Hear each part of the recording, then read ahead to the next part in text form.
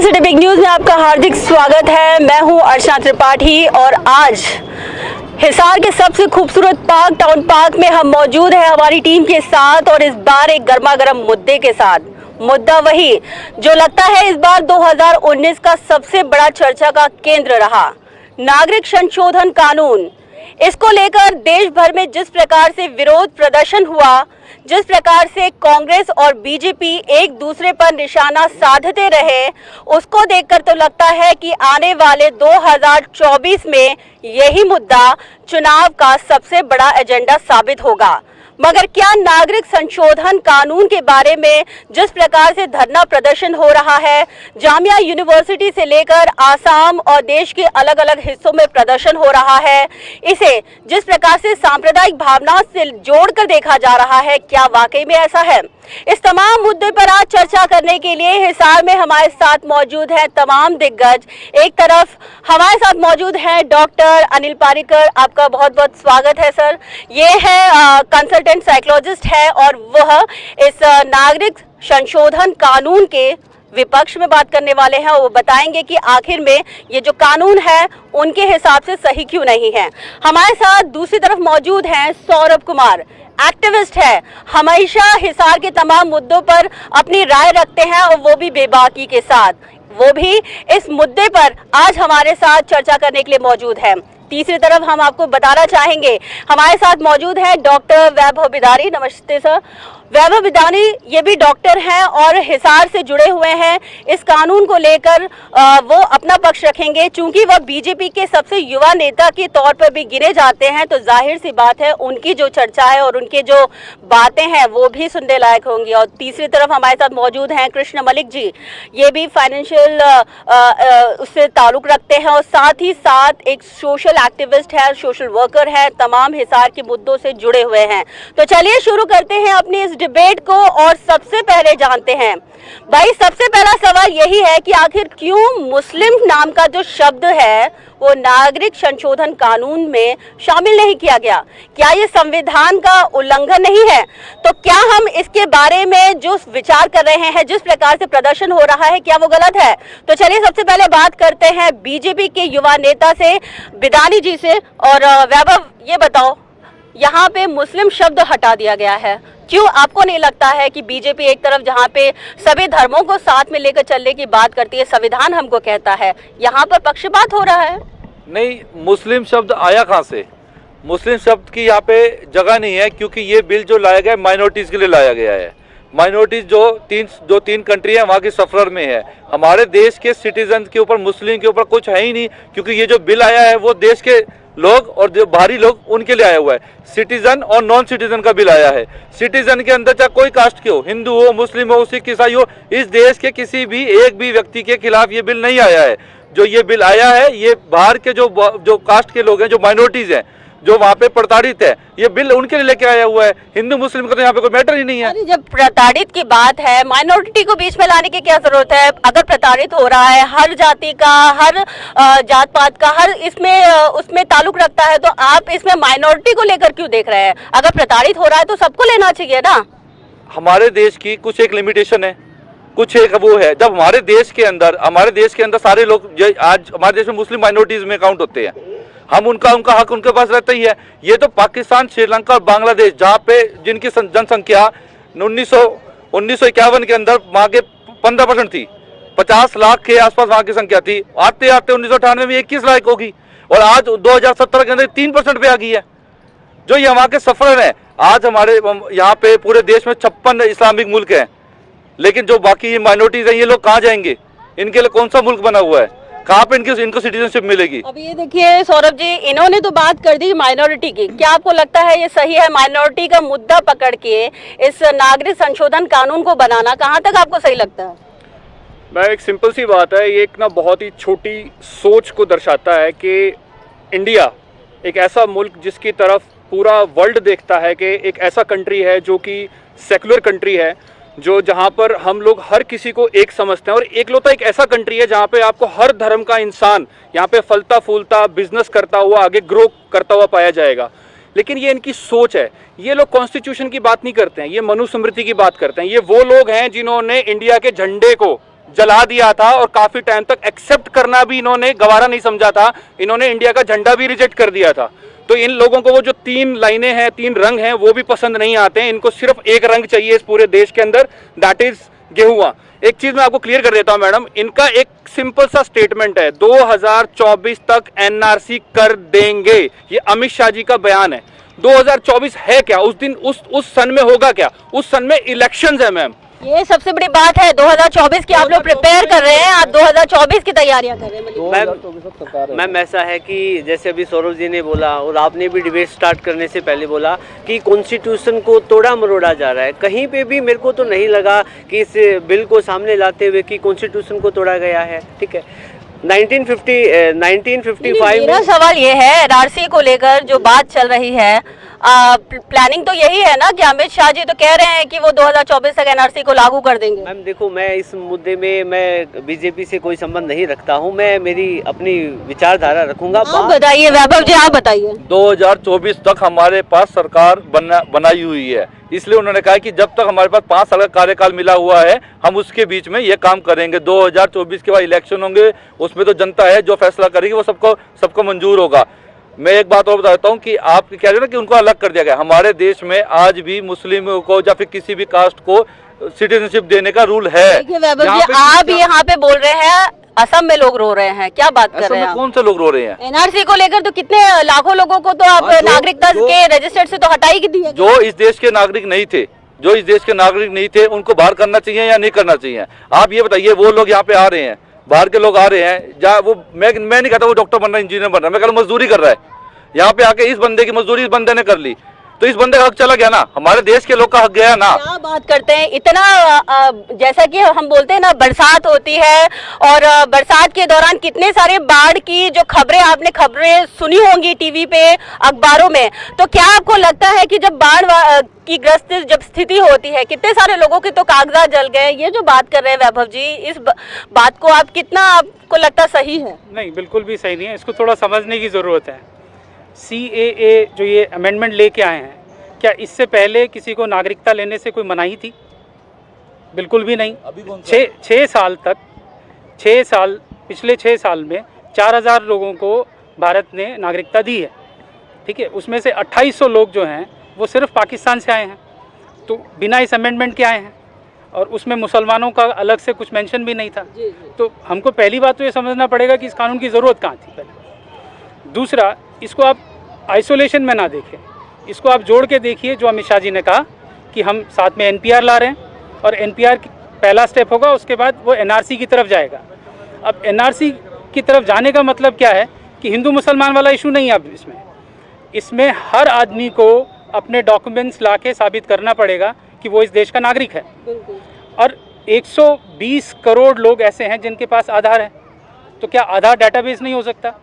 वो अमित शाह ने साफ मना कर दिया कि अमित शाह जी ने कहा है कि आधार नागरिकता के लिए हम लोग उसको सही नहीं मानते हैं। अब आधार को लेकर ही सारे बड़े बड़े बैंक लिंक सब जोड़ के रखे हैं, और अभी बोलते हैं कि वो वाजिब नहीं है और उसको हम सही नहीं मानेंगे। तो इसमें क्या लिखे? अगर आपने 2003 का रूल देखा हो तो उसमें साफ साफ कहा गया है कि 1987 से पहले जो भी यहाँ पे पैदा हुआ है उसको सिर्फ अपना बर्थ सर्टिफिकेट देना है।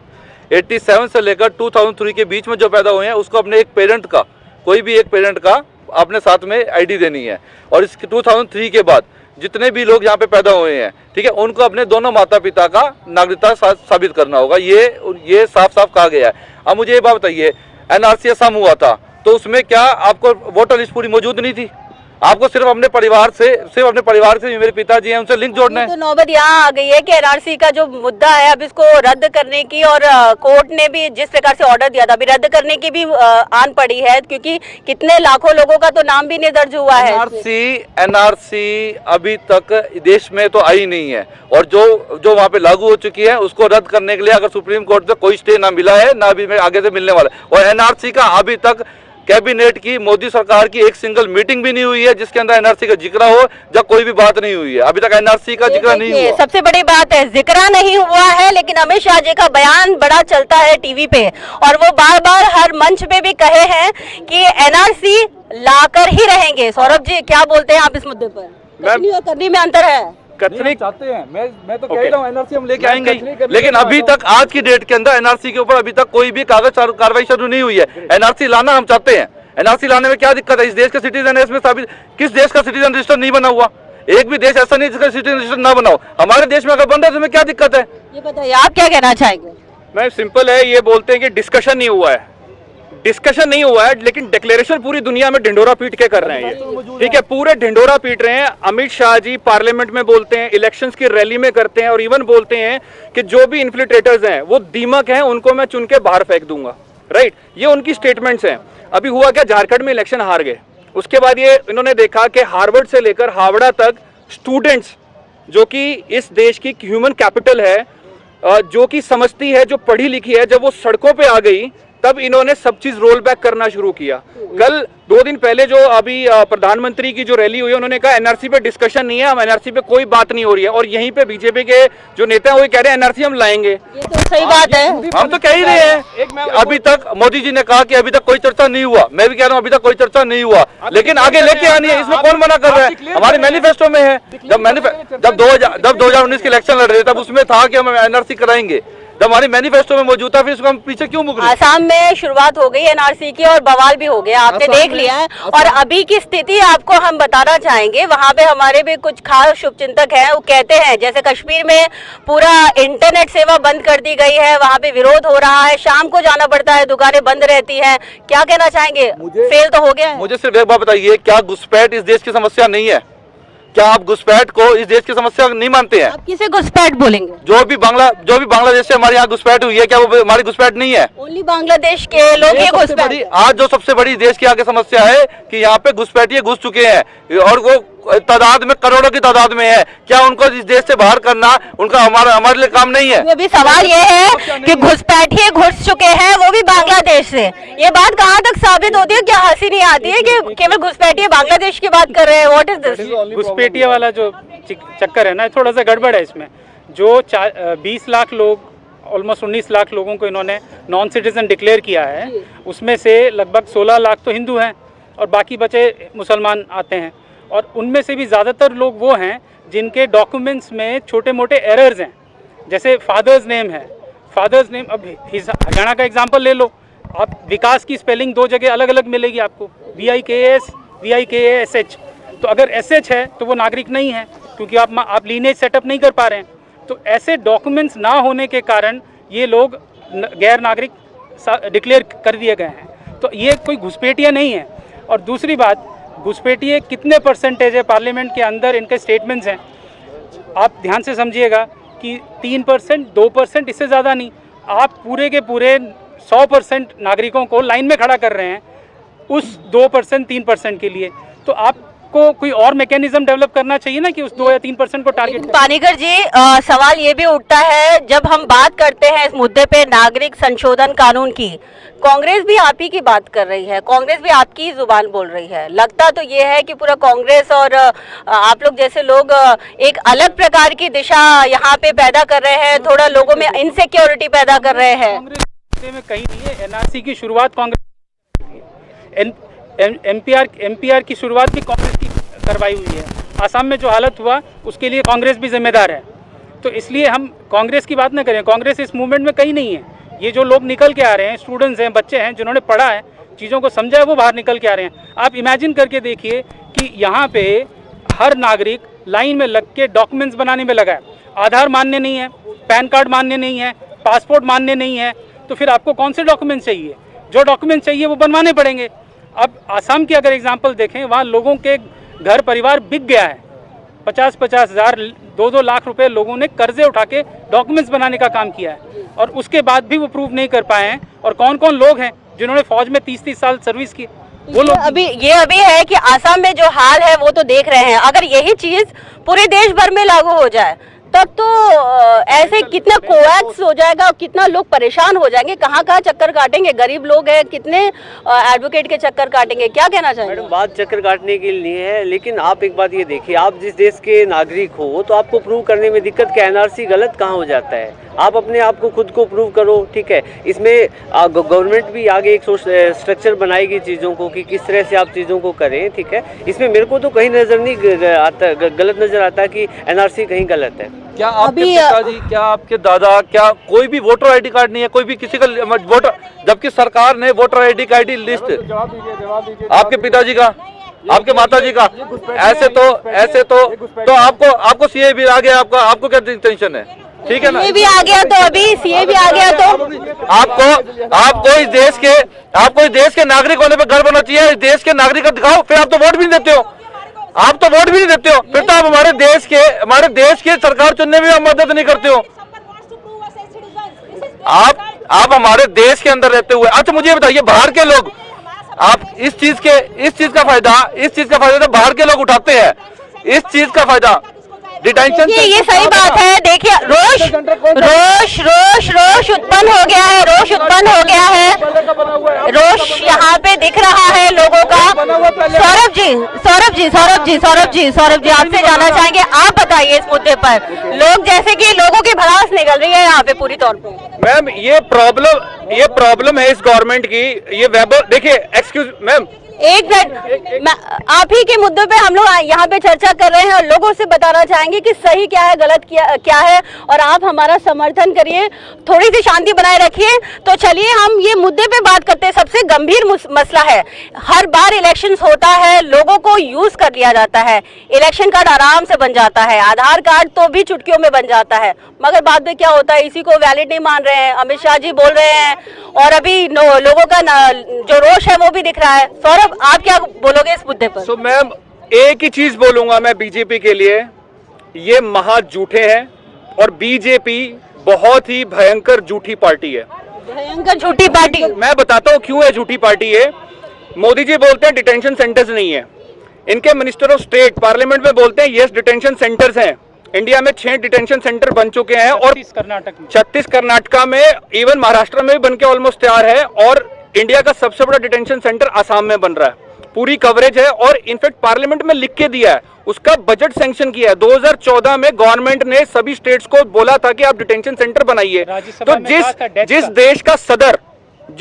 देश का सदर यानी कि प्राइम मिनिस्टर ही झूठ बोल रहा हो और ये बोल रहा हो कि जी मैं, अमित शाह जो बोल रहे हैं जी वो चीज नहीं हो रही है। एक और चीज मैं बताता हूँ, ये मैम एक सिंपल, देखिए इन्होंने आरोप लगाया है सीधे तौर पे, प्रधानमंत्री झूठ कह रहे हैं। एक भी डिटेंशन सेंटर नहीं बनाया, ऐसी केंद्र सरकार को कोई नॉलेज नहीं है, ठीक है ना। जो राज्य सरकार में बना हुआ है वो पहले का बना हुआ है, जब से बीजेपी आई है, बीजेपी ने कोई भी, आप मुझे एक बात बताइए, आज एक व्यक्ति एक्सीडेंट में पकड़ा जाता है, वो हमारे देश में इलीगल है, ठीक है, उसके वीजा नहीं है, हमारे देश में आया, उसको जेल में डाल नहीं सकते उनके देश से। लेकिन डिटेक्शन सेंटर के बारे में हम बताना चाहें, डिटेक्शन सेंटर की आप बात कर रहे हैं कि पहले से बना है, अभी बनना चालू हुआ है सर, क्या बात बोल रहे हैं सर? अभी ताबड़तोड़ एकदम शॉर्ट टाइम में बनाना की जो प्रक्रिया चल रही है। आप मेरी बात सुन लीजिए, जो बना हुआ है आसाम का बना हुआ है, और वो पहले से जब 1971 वाला था वो तब से बनना शुरू हुआ था। अभी भी अमित शाह जी का बयान है कि उन्होंने एक भी डिटेंशन सेंटर के लिए पैसा नहीं दिया, ठीक है, उन्होंने पैसा नहीं दिया, ना ही उन्होंने किसी को कहा है कि बनाए, ठीक है ना, और जो बन रहे हैं तो उनकी नॉलेज में भी नहीं है। देखिए, राज्यसभा के अंदर अगर सरकार कहती है कि 22 मौतें डिटेंशन सेंटर के अंदर हो चुकी हैं, 28 डेथ्स डिटेंशन सेंटर के अंदर हो चुकी हैं, तो क्या डिटेंशन सेंटर एग्जिस्ट नहीं करता है? सरकार राज्यसभा के अंदर झूठ बोल के गई है। अभी कर्नाटका गवर्नमेंट ने केंद्र सरकार को लिखा है कि 36 डिटेंशन सेंटर तैयार हैं, और इन्होंने डिटेंशन सेंटर कौन से बनाए हैं? स्कूल्स को, सरकारी स्कूल्स को कन्वर्ट किया डिटेंशन सेंटर्स में। पनवेल में महाराष्ट्र का डिटेंशन सेंटर तैयार है, हरियाणा के खट्टर साहब कह चुके हैं कि हरियाणा में डिटेंशन सेंटर बनेगा। तो ये कहाँ झूठ बोल रहे हैं? ये बिल्कुल साफ झूठ बोल रहे हैं। अभी देखिए, अभी एनआरसी के मसले पे आपने चर्चा पूरी सुन ली, नागरिक संशोधन कानून के बारे में अभी सुन लिया, लेकिन आपने सबसे बड़ा जो सवाल है, जब से ये मुद्दा उठा है तब से महंगाई का मुद्दा उठा, और भी देश के जो अलग अलग मुद्दे हैं वो उठे, यानी कि हर बार मुद्दे पे मुद्दे और मुद्दे के मुद्दे आते हैं। आर्थिक दृष्टि से कमजोर हमारी जो भारत है, अर्थव्यवस्था चल रही है, इस बीच आ गया है ये नागरिक संशोधन कानून, मुद्दे गायब हो चुके हैं। क्या कहना चाहेंगे आप? मैं इस पे मैं आपको फैक्ट्स एंड फिगर्स से ओके मैम, इस पे मैं आपको फैक्ट्स एंड फिगर्स पे बात करना चाहूंगा। आपने बिल्कुल सही बोला कि जब से डिस्कशन हो रहा है तब से महंगाई की बात नहीं हो रही है। मैं आपको और फैक्ट्स एंड फिगर्स दूंगा और बहुत डीप फैक्ट्स एंड फिगर्स दूंगा। इकोनॉमी की हालत आज की डेट में हमें यह बोला जा रहा है कि इंडियन इकोनॉमी 8% से 4.5% पे आ गई है। पिछले 40 साल में अनएम्प्लॉयमेंट इंडिया के अंदर हाईएस्ट लेवल पे है। एक और चीज, प्रेस फ्रीडम इंडेक्स 2 स्टेप नीचे डाउन होकर हम 140वें स्थान पे आ गए हैं। टोटल 180 कंट्री की लिस्ट है, 140वें स्थान पे हैं।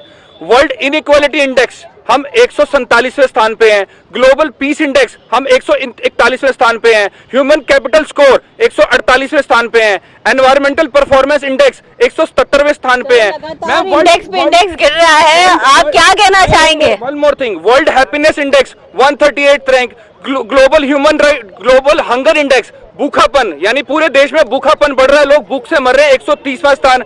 एफडीआई कॉन्फिडेंस इंडेक्स, ये बोलते हैं पैसा आ रहा है, 3 स्टेप्स नीचे आया हम इंडेक्स के अंदर। ये बताइए, बात नहीं करेंगे, ये बताइए, मुद्दों पे चर्चा नहीं होती। ये 2014 में जब हमारे देश सरकार आई थी तब जितना जीडीपी था उसको 8.5 तक ले जाने वाला कौन था? ठीक है ना, वो सब जब हम वहां पे गए थे। और हम अभी भी कह रहे हैं कि जो भी हमारी जो वित्त मंत्री हैं उन्होंने इतने अच्छे सुझाव किए कि आप देखना आने वाले 2-3 क्वार्टर में। और अभी आज एट प्रेजेंट सिचुएशन 5 साल के वो पूरा रिकॉर्ड कार्ड नहीं है। अभी भी 5 साल का रिकॉर्ड कार्ड देखा जाएगा ओवरऑल एवरेज। बताइए, अभी बताइए, हर आप ये बताइए, हर मामले में भारतीय जनता पार्टी की बात तो छोड़िए, अभी भारत हर चीज में गिरता जा रहा है, हर जगह का इंडेक्स गिर रहा है, आर्थिक दृष्टि से कमजोर है।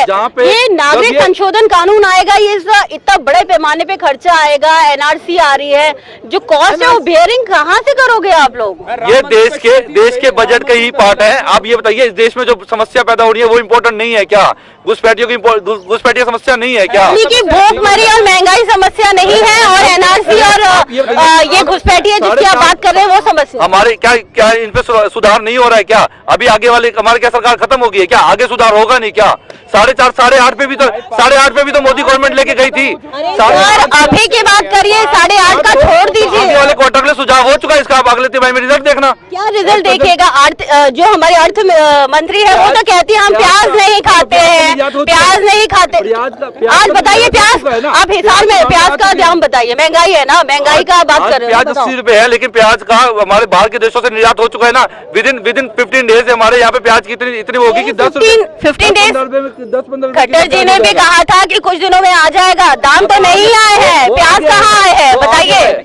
मुझे लग रहा है कि हम है ना अपने जो कैब और एनआरसी का मुद्दा है उससे थोड़ा सा दूर जा रहे हैं। सर, कैब का बारे में बताइए, कैब का आप करेंगे? आप ये बताइए, मेरा सवाल ये है कि क्या ये आर्थिक दृष्टि से अभी जितना कमजोर हो रही है हमारी भारतीय अर्थव्यवस्था, महंगाई बढ़ रही है, क्या ये मुद्दा नहीं है? क्या एजुकेशन मुद्दा नहीं है? क्या ये जो नागरिक संशोधन कानून लाना सबसे पहले ये मुद्दा है? बिल्कुल मैम, देखो सारी चीजें जरूरी है। देश में ना सोशल सिक्योरिटी की भी रिक्वायरमेंट होती है, ठीक है। हमारे देश में सोशल सिक्योरिटी का माहौल होगा, उसके बाद में सारी चीजें आएंगी। मैं ये नहीं कह रहा कि ये चीजें जरूरी नहीं है, बाकी एजुकेशन है, देश की इकोनॉमी है, ये भी जरूरी है, बट वहीं देश की सोशल सिक्योरिटी भी जरूरी है। और एनआरसी में मुझे कहीं ऐसी गलत चीजें नहीं दिखाई दे रही है। क्या आपको, आप एनआरसी की तरफ क्यों गए? आप बताइए, नागरिक संशोधन कानून में क्या अच्छा लगा आपको? मैम सभी चीज अच्छी है। क्या है अच्छा? मतलब जो लोग हैं जो पहले जिनको 12 साल वेट करना पड़ता था, जो पाकिस्तान है, अफगानिस्तान है, ठीक है, इन देशों में, ठीक है, अब उनको मात्र 5 सालों में वो आ सकते हैं, उनके साथ में कोई भी कहा जाता है कि ये फर्स्ट स्टेप है। फर्स्ट स्टेप में आप एक तरफ छाट देंगे लोगों को, मुस्लिम कम्युनिटी के लोगों को छाट दिया जाएगा, और एनआरसी के तहत सेकंड स्टेज में आप लोग बढ़ेंगे आगे। ये जो आरोप लग रहे हैं इस पर आप क्या कहेंगे? ये मत भूलिए कि किसी भी नागरिकता का बिल बंद हो गया है, सबके पास वो रूल है। सिर्फ इनको एक छोटी सी 5 साल की छूट दी गई है, सिर्फ 5 साल की एक छूट दी गई है, जो कि पहले जो सबकी थे। आपका है ना शिया वाला, मैं बताता हूँ 72 फिरके हैं पाकिस्तान में। अगर आप 72 फिर आप शिया का कहते हो, शिया प्रताड़ित है, 72 फिर क्या 72 पाकिस्तान में, अगर पाकिस्तान के अगर एक दूसरे को सब करने को तैयार है, ऐसे तो पूरा पाकिस्तान ही हमें यहाँ सिटीजनशिप ले लेगा। आज ये जो आज आप यहाँ पे आवाज सुन रहे हैं वैभव जी, ये आवाज है ना, ये आवाज आज पूरे देश भर में हो रही है। लोग, मुस्लिम कम्युनिटी के लोग सोच रहे हैं कि आप लोग ने उनको आइसोलेट कर दिया है, उनको अलग कर दिया है। ऐसे लोगों ने राजनीति, गंदी राजनीति करते हुए, ठीक है ना, हमारी सरकार ने गंदी राजनीति, यही मुस्लिम हिंदू मुस्लिम करके हमारे देश के क्या है, हिंदू मुस्लिम कौन कर रहा है? ऑपोजिशन। जो हिंदू जो बिल सिटीजन और नॉन सिटीजन का बिल है, वहाँ पे हिंदू मुस्लिम कहाँ से आ गया? हमारे देश में अभी भी मोदी सरकार ने 600 लोगों को, 600 मुस्लिम नागरिकों को नागरिकता दी है, जो ये पाकिस्तान और यहाँ के थे। सिर्फ माइनॉरिटीज को 5 साल की छूट दी गई है। माइनॉरिटीज की बात होती है, लेकिन यहाँ पे मुस्लिम कम्युनिटी को अलग कर दिया जाता है। पानीकर जी, आप पहले बताइए मुझे, ये कह रहे हैं कि प्रोपेगेंडा किया जा रहा है विपक्ष के द्वारा, क्या है ये? इसकी सारी की सारी जो जड़ है ना, इनके होम मिनिस्टर में ही है। उन्होंने ही घूम फिर के कहा था, पार्लियामेंट के अंदर कहा था कि सीएए में अमेंडमेंट पहला स्टेप है, इसके बाद एनपीआर होगा और इसके बाद क्रोनोलॉजिकली ये एनआरसी होगा, 100% होगा। ये अमित शाह का स्टेटमेंट है, हमने तो नहीं कहा था उनको ये कहने को, है ना। और जो उन्होंने कहा है उसी को हम इंटरप्रेट कर रहे हैं। ये कह रहे हैं सिक्योरिटी का मुद्दा है एनआरसी का, नहीं है ये सिक्योरिटी का मुद्दा। क्यों नहीं है? क्योंकि मैंने आपको पहले भी बताया, सीएए में बिना अमेंडमेंट के भी पहले इसी सरकार ने लगभग 4000 लोगों को दिया है, सिटीजनशिप दिया है, तो वो तो रोक नहीं रहा था। फाइन, इनकी जो प्रॉब्लम है वो ये है कि ये डिवाइड कर रहे हैं, क्योंकि अब इसमें प्रॉब्लम ये होगा कि जब आपकी नागरिकता पूरी नहीं होगी आप साबित नहीं कर पाएंगे। आप मान के चलिए नॉर्मल एरर कितना है, 6 to 7% एरर होता ही होता है। तो आप मान के चलिए 120 करोड़ लोगों में से कितने लोग होंगे जो नॉन सिटीजन डिक्लेयर होंगे, और अगर उसमें भी रेशियो देखें 80% हिंदूज होंगे, 20% आपके मुसलमान होंगे। उन 80% के वो कोई रिलीफ नहीं है, वो 6 साल रहेंगे अंदर। ये बताइए आप क्या कहना चाहेंगे? आप देख रहे हैं यहाँ पे हमारे चर्चा के बीच में एक गर्मा गर्म चर्चा हो रही है। कृपया आपसे अनुरोध करेंगे आप शांति बनाए रखिए। हम अपने मेहमानों से पहले बात करना चाहेंगे। सौरभ, मामला बहुत गर्म हो गया है, आप क्या कहना चाहेंगे? मैं ये कहना चाहूंगा मैम, इसके ऊपर देखिए, एक सिंपल सी चीज है, हम बोलते हैं कि कमल कहाँ खिलता है? कीचड़ में खिलता है। वो कीचड़ क्या है वो समझिए, ये कीचड़ क्या है? ये हिंदू मुस्लिम का आपस का विवाद, ये सड़कों पर लड़े, कटे मरे, वहां पर बीजेपी की सरकार बनेगी। कॉन्टिन्यूसली इनके प्रयास हैं। मोदी जी ये बोलते हैं कि विविधता में एकता इस देश की विशेषता। अगर मैं विविधता की बात करता हूं तो इन्हीं के सीएम, जो यूपी के सीएम है, वो बोलते हैं ये लड़ाई 2 सभ्यताओं के बीच की लड़ाई है। वो बोलते हैं आपके अली वर्सेस बजरंगबली की लड़ाई है। एक ने ये बात तो है। कोई भी शुरुआत हो, इनका हिंदू मुस्लिम, ये सिर्फ हिंदू मुस्लिम की बात करेंगे, जबकि ये बिल, मैं अभी भी कह रहा हूँ, सिटीजन और नॉन सिटीजन का बिल है। हमारे देश के अंदर 5 तरीके से सिटीजनशिप मिलती है, 5 तरीके से सिटीजनशिप मिलती है। उसमें से एक है बाई नेचुरलाइजेशन, उसमें 11 साल के अंदर मिलती थी। आज के डेट में सिर्फ इन माइनॉरिटीज के लिए 5 साल में हमने कर दिया है। सिर्फ सा बिल आया है, और किसी की नागरिकता छीनने का ये बिल है ही नहीं। ये बिल किसी की नागरिकता छीनने का नहीं है, सिर्फ नागरिकता देने का बिल है। तब इसमें हिंदू मुस्लिम कहां से? जो मुस्लिम तुम्हारे देश के हैं वो हमारे देश के मुस्लिम थे, इस देश के हिस्सा है, इस देश के हिस्सा रहेंगे। यहाँ पे गृह मंत्री जी पर भी आरोप लगा दिया गया है कि वो एनआरसी लागू करना चाहते हैं, पूरा उन्होंने कह दिया है। आरोप क्यों है? ये तो एनआरसी लागू करना है। हमारे देश में सिटीजनशिप साबित करना क्या दिक्कत है? अभी अभी क्या इतने हम बड़े हो गए हैं, इतने साल गुजर गए हैं, अब हमको सिटीजनशिप जो है वो साबित करनी होगी। ये अब बताइए, एनआरसी पे बात बड़े देश के बड़े होने की नहीं है, बात ये है कि देश को है ना कुछ स्ट्रिक्ट डिसीजन लेने पड़ेंगे, और वो जैसे एनआरसी जैसा स्ट्रिक्ट डिसीजन लेगा तो कंट्री के पास में एथिकल डेटा होगा, और वो देश के सिटीजन के लिए अच्छी फैसिलिटी लेके आए पाएंगे। तो छोड़ दीजिए, नागरिक संशोधन कानून के बारे में बताइए। मैम, नागरिक संशोधन कानून में बिल्कुल ठीक है, इसमें भी कहीं कुछ गलत नजर नहीं आ रहा।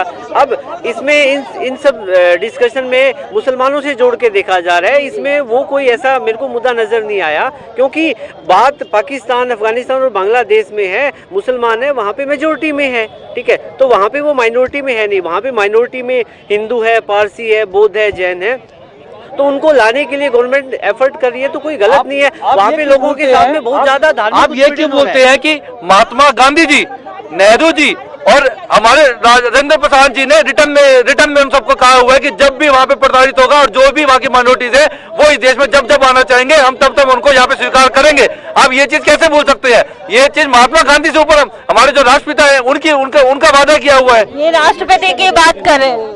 वो जो उन्होंने कहा था वो बिना इस अमेंडमेंट के हो सकता है, हो रहा था, उसके लिए उसकी जरूरत नहीं है। दूसरी बात आपने छोड़ा है श्रीलंका, जहाँ मेजोर जो एक मिनट जब 6 लाख श्रीलंका को दी गई थी तब ये बात क्यों नहीं कही कि भाई पाकिस्तान के, अफगानिस्तान के, बांग्लादेश के लोग रह गए? इससे पहले 6 लाख श्रीलंका लोगों को हमने दी नहीं सिटीजनशिप। जब उससे जो प्रताड़ित हैं वो हिंदू है, मेजोरिटी तमिल्स, उनको 6 लाख लोगों को दी है, तब वो इसमें शामिल नहीं है, वो इस एक्ट में शामिल नहीं है। इसी तरीके से आपका बर्मा का है, बर्मा का भी शामिल नहीं है। क्यों नहीं है? क्योंकि ये दोनों देश जो हैं ये बुद्धिस्ट मेजोरिटी देश हैं और आप टिपिकली मुस्लिम और हिंदू वाला गेम खेलना चाहते हैं, इसलिए आपने इनको शामिल नहीं किया। गेम खेलना चाहते हैं आप, गेम खेलना चाहते हैं। आप मुझे ये बताइए क्या जब श्रीलंका में हमने नागरिकता दी थी, इससे पहले अभी भी जब हमने ये 4000 बीजेपी सरकार में नागरिकता मिली है, तो क्या इसमें हिंदू मुस्लिम गेम खेला गया है? क्या 800 मुस्लिम लोगों को हमने नागरिकता नहीं दी है? ठीक है ना। और जब श्रीलंका के 6 लाख को दी थी तब इन्होंने बोला था कि बांग्लादेश को क्यों नहीं दे रहे हो, श्रीलंका को, पाकिस्तान को क्यों नहीं दे रहे हो, अफगानिस्तान को? अरे तब उनका टाइम था, आज इनकी जरूरत है, आज इनको दे रहे हैं। वैभव के बातों पे क्या कहेंगे सौरभ आप? युगांडा का कैसे भूल सकते हो? युगांडा जैसे देश के अंदर जब शासक आया था तो 1 सेकंड में पूरे हिंदू निकाल दिए थे, तब उनको नागरिकता दी थी, तब आप कहाँ थे? तब आपने क्यों नहीं कहा भाई इन लोग श्रीलंका के लोग क्यों नहीं दे रहे हो? आप देखिए ना, जिस वक्त की जहाँ की समस्या है उस वक्त को लिया जा रहा है, उस वक्त श्रीलंका की तब हमने लिया, आज बांग्लादेश वाली समस्या तो आज उनको ले रहे हैं। इसमें क्या गलत कर रहे हैं हम? तो ये बताइए, अभी जैसा कि इन्होंने जिक्र किया है कि आप लोगों को इतनी परेशानी क्यों हो रही है? भाई जब हो रहा है सही तरीके से हो रहा है, परेशान क्यों हो आप? ये सही तरीके से हो सकता है और बहुत शांति प्रिय तरीके से हो सकता है। इसको जिस तरीके से प्रेजेंट करके जब आप पार्लियामेंट में बोलते हो एक्सेप्ट मुस्लिम्स, गेम सारा खेला जाता है कि जब मुस्लिम वर्ड यूज किया गया भाई साहब, आप मानिए एक्चुअली है क्या मैम, स्किल इंडिया फ्लॉप हो चुका है, स्टैंड अप इंडिया फ्लॉप हो चुका है, नौकरियां ये जनरेट नहीं कर पा रहे हैं, एजुकेशन के लिए बजट नहीं है इनके पास, अगस्त 2019 से स्टेट का जो लायबिलिटी है जीएसटी की वो पैसा ये दे नहीं पा रहे हैं, लोग जवाब मांग रहे हैं, जवाब देने के लिए कुछ है नहीं। एक और चीज बताता हूं, जो दूधिया होता है वो घर जाके दूध देता है, शराब के ठेके पे लोग खड़े होते हैं, इनके लिए हिंदू मुस्लिम का हिस्सा शराब की तरह है जहां पे लोग ठेके पे जाके खरीदते हैं। ये बात समझ में आती है और उसके ऊपर पोलराइजेशन करके वोट देना चाहते हैं, पोलराइजेशन करके वोट देना चाहते हैं। आप इस चीज को कैसे कह सकते हो? आप सिर्फ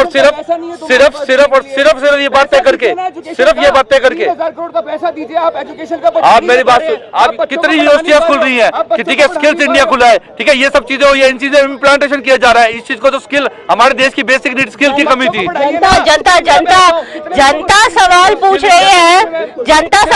रही है कि जब भारत में बहुत सारे ऐसे मुद्दे हैं जिस पर हल करने की जरूरत है, वहां पर ध्यान ना देकर आप लोग ये लेके आ रहे हो, इधर आप लोग अपना डाइवर्ट किया जा रहा है। पूरा देश में जो माहौल है कैसा हो गया, बिगड़ गया है। मैम वो तो ठीक है, ये सब चीजें हैं, लेकिन अभी जो डिबेट का जो मुद्दा है हम उसकी तरफ जाना चाहेंगे, वो है धार्मिक उत्पीड़न का और कैब का। तो कैब के मुद्दे में साहब ऐसा है, पाकिस्तान में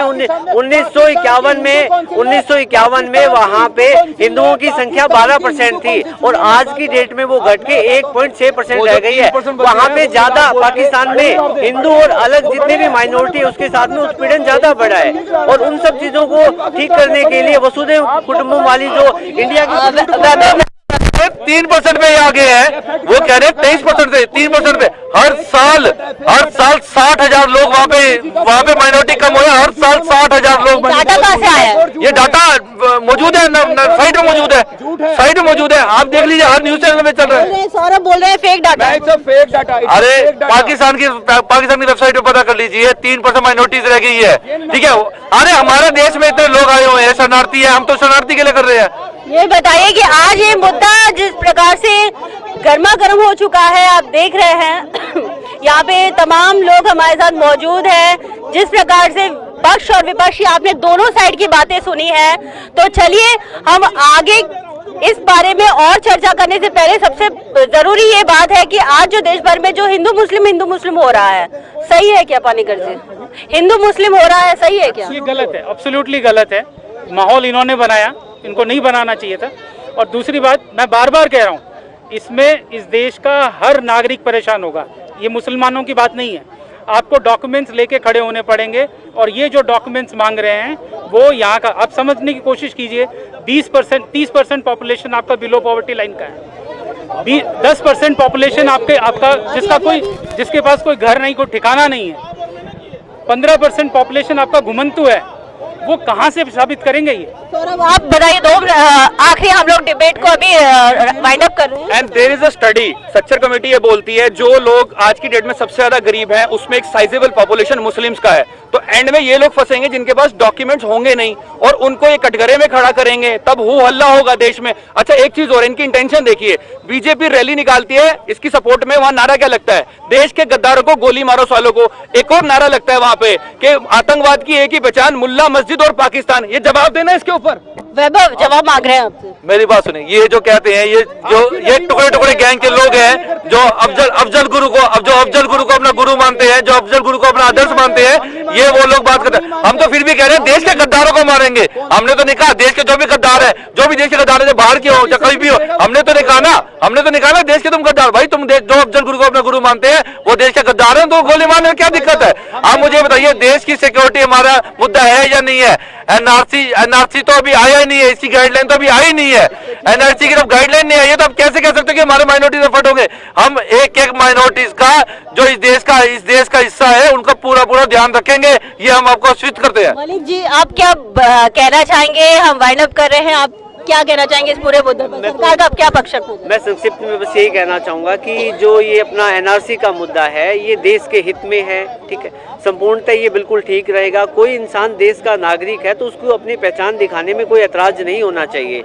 और जब गवर्नमेंट के पास एनआरसी से बिल्कुल पॉइंट टू पॉइंट डेटा आ जाएगा तो गवर्नमेंट उनके लिए अच्छी स्कीम्स बना पाएगी, उनके एजुकेशन के लिए, उनकी सोशल सिक्योरिटी के लिए अच्छे इनिशिएटिव ले पाएगी। छोटा सा एग्जांपल देता हूँ कि आप मुझे ये बताइए कि अभी एनपीआर हो रहा है, इसमें गुजरात के अंदर कुछ ओडिया के लोग रहते हैं, हमें इनका डाटा ही नहीं पता कि ओडिया के लोग आते, तो हम उनके बच्चों के वहाँ पे प्राइमरी ओडिया भाषा, गुजरात के अंदर गुजराती भाषा सिखाई जाती है। अब जो वहाँ के हमें पता चल जाएगा ओडिया की स्ट्रेंथ वहाँ पे ज्यादा है, तो हम उनके लिए ओडिया के क्लासेस शुरू करेंगे।